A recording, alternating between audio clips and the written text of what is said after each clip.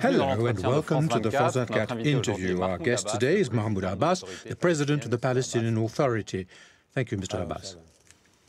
Mr. Abbas, France and the Europeans, have they promised to recognize the Palestinian state?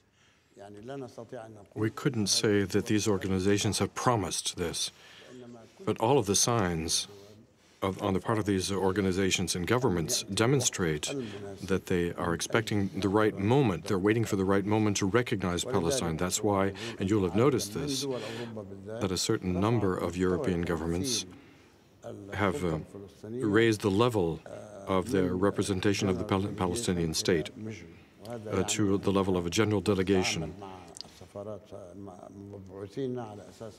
to an embassy or to an envoy status. And our envoys are treated as ambassadors are treated. So they're waiting for the right moment. And we as well are waiting. So these governments are waiting for the right moment to declare their support for the Palestinian state. On their end, they're not hesitant, and we would prefer that this happen through negotiations. That's why we wish to come back to the negotiating table at whatever cost in order to reach peace. The Palestinian Authority has undertaken diplomatic initiatives to obtain the recognition of all states by September. What will be the attitude of the United States? Do you think that the United States are prepared to recognize a Palestinian state in the autumn? I think that this question is linked to what's going to be happening in September. But let me make this point. President Obama, last September, in his speech to the General Assembly at the UN, had said that he wanted to see a Palestinian state as a full member of the UN in the General Assembly. And that is a very clear sign that the U.S. is ready to recognize that state, an independent Palestinian state. Add to this the fact that the U.S. is still talking about two states. In Bush's and Obama's speech, you hear they refer to two states, and you see this in the roadmap as well. They talk about creating a Palestinian state that would live side by side with the Israeli state.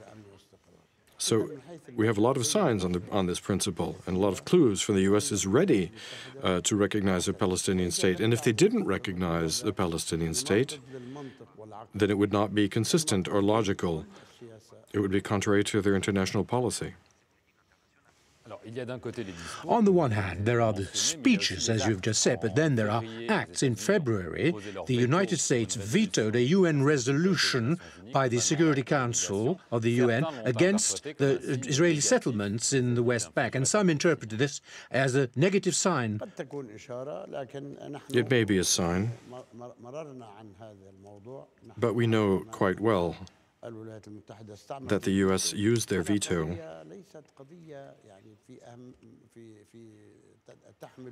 for a question of minor importance. When we spoke to the Security Council, we did so after the U.S. had failed in convincing Netanyahu to prolong the suspension of the settlements, the extension of the settlements. And we added a paragraph compliant to what Mrs. Clinton said, that the settlements were illegal. Despite this, the U.S. used their veto. But we have gone beyond that, because we feel that we should not create problems with the U.S. for this question only. We've entered into dialogue with them again by discussing horizons for negotiation. But if next September the United States clearly oppose the recognition that you are looking for here in France and elsewhere, what will you do? An international opposition with the United States, if they're told that they should not recognize a Palestinian state, then we will come back to our country, we'll get together the Palestinian leaders, and we'll explain all of the options to them so that we can decide together what to do next. And if you ask the question, frankly, I don't know what the response will be. It will be a difficult and perhaps dangerous step. I don't know. But we don't have any other response. That's my response. It could be the third intifada, for example. This would certainly not be my preference, a third armed intifada, though. This is not I don't want that to happen. And I have committed, as the president of the Palestinian Authority, not to allow a third intifada. But passive resistance on the part of the people is certainly an option. And we see this every day in all of the villages in Palestine, with the Palestinians, Europeans, and even Israelis. And this is something that's very positive. As to the armed intifada, this is not in our program. You have talked about the Israelis. Benjamin Netanyahu is also talking about a Palestinian state, and there have been discussions with the Israelis. Do you think that Benjamin Netanyahu is a solid partner for peace? Whether we consider him a partner or not is not really something we've thought about, but he is the Prime Minister of Israel. He's an elected Prime Minister. So we dialogue with him on that basis. As to the Israelis and the Israeli people, more generally, all of the surveys demonstrate that 75% of Israelis support peace. I met with the Jewish communities throughout the world, specifically in France, in the US, in Brazil, in Canada, everywhere. And I met many Israelis in Ramallah, various officers, party representatives, and very regularly I meet with Israeli journalists. And the Israeli journalists and the Israeli people and the officers and others believe in peace. As to Netanyahu, when I met with him in September at Washington, after the invitation of the US,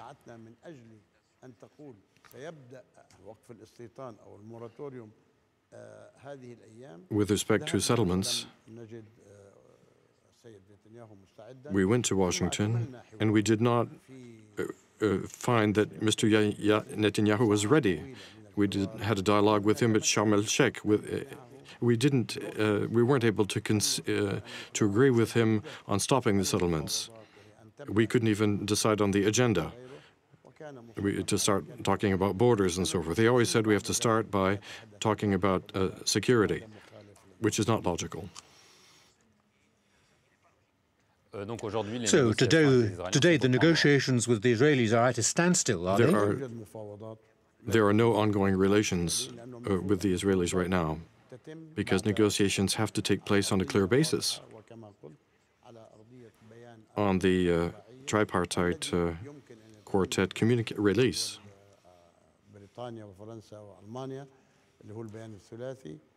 In Great Britain, France, and Germany. But none of that has happened. Between the Israelis and us, there's only one thing. There is a coordination amongst us with respect to security. This is still in place,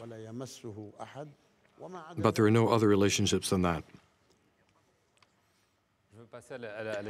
I would like to discuss the situation in Gaza. An Italian activist was assassinated, and the Salafist jihadist groups are suspected. Is there a danger in Gaza of small Salafist jihadist groups settling in Palestine and other parts of Palestine? I think in Gaza, some of these groups have come into being extremist groups, have come in around Hamas, but not directly from Hamas. They are perhaps dissidents as well, or perhaps they came from the outside with their own extremist ideas. These are individuals that assassinated this Italian, who came to support the Palestinian cause, to serve the interests of the Palestinian people. Unfortunately, he was rewarded with death, which is inhuman, and we vigorously condemned this action in every possible way, and as did the Hamas. They also condemned this cowardly act. They said that they've actually surrounded them and killed 2 individuals from this extremist group, and they captured 2 others. They are extremists, and apparently they are the ones that committed this odious act, which is not in keeping with Palestinian customs. One last question. Reconciliation with Hamas, is it a real possibility or not?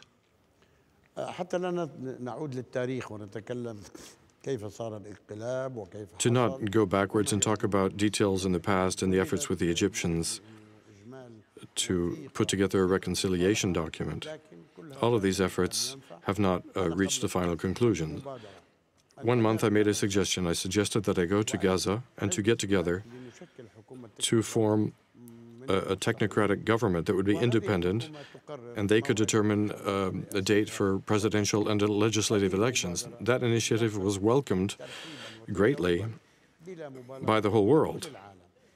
The UN, the European Union, the non-aligned countries, the Islamic Conference, Russia, Turkey. Only Hamas has not responded yet officially. They haven't said yes or no. We're still waiting for their answer. And we are trying to demonstrate that this initiative is the only way of moving forward, especially in the agreement on the elections, and then the resolution of all of the pending questions.